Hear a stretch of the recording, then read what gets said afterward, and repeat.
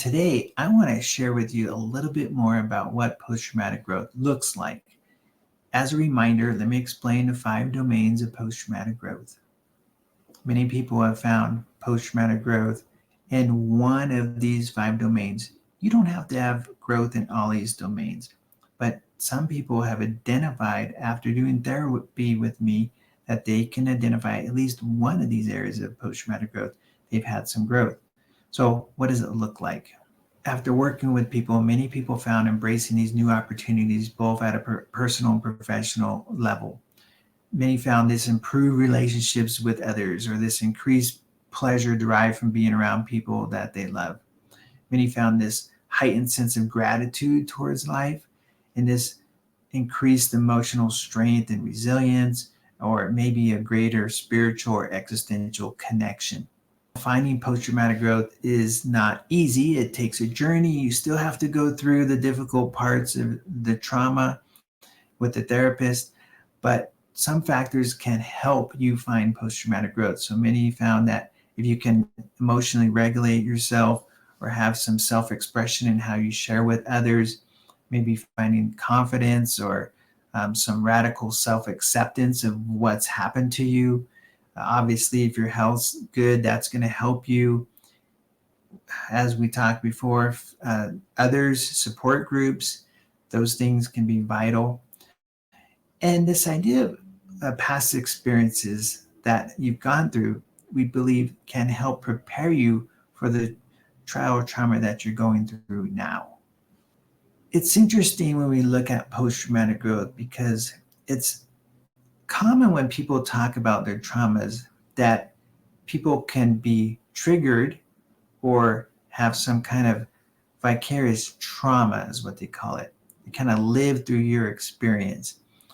And when we look at the theory of post-traumatic growth, one of the things we've identified is people can have vicarious post-traumatic growth by watching what you've gone through. So they've identified these groups of like family, friends, colleagues, even therapists, clergy, maybe a probation officer, maybe a neighbor, maybe a peer.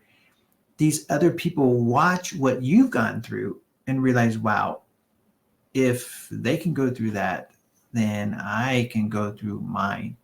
And watching how they did it, how long, going to therapy, going to support groups, even just being there with them through that journey can help them when their trial or trauma comes. One of the founders of post-traumatic growth, Richard Tedeschi, has this quote. He said, "Being around trauma survivors and helping trauma survivors, some of it rubs off on you, we could say." Some studies have shown that almost 90% of trauma victims have reported to experience at least one aspect of post-traumatic growth after a successful encounter with them. So when working with people, I'll often have them identify the domains, and many will be able to identify at least one of these areas, and many will identify multiple areas. As I mentioned previously, I went through my own experiences of trauma, and in those experiences and looking at post-traumatic growth that I went through therapy, I did find growth, and I would say all of these areas. It's not uncommon to have people have multiple areas, and I encourage you to learn more about post-traumatic growth. Look for a therapist that is aware of post-traumatic growth and how they might help you in that journey. Now, just note, generally, when we look at post-traumatic growth, this happens later on in therapy, not at the beginning of therapy. If you found any value in this, please comment below which area of post-traumatic growth did you find growth in. It's awesome if you would share this with other people and like it and subscribe if you want to hear more about the theory. Thanks for watching.